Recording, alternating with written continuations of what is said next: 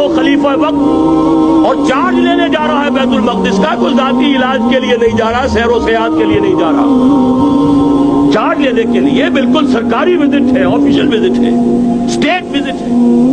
اور حال کیا ہے؟ 700 میل کا فاصلہ طے کرنا اور ایک اونٹنی، کوئی انٹوریج نہیں، کوئی خدم و حشم نہیں، کوئی جمبو جٹ بھرے ہوئے نہیں، کچھ نہیں، ایک اونٹنی ایک خادم۔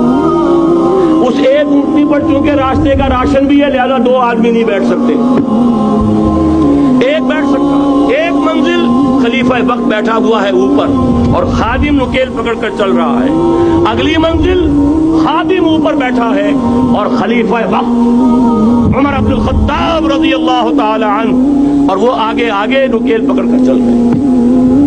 یہ نظام چاہیے آج نوع انسانی کو۔ اس کے انتظار میں، اس کی تلاش میں نوع انسانی نے کتنے تجربے کر لیے، کیسی چھلانگیں لگائیں، ملوکیت ختم کی، آسمان سے گرا کھجور میں اٹکا، جمہوریت آئی نام نہاد، لیکن وہ سرمایہ دارانہ نظام بن کر آگے سے بڑھ کر لعنت بن گئی۔ پہلے جاگیردار مسلط تھا، اب سرمایہ دار اور کارخانے دار مسلط ہو گیا۔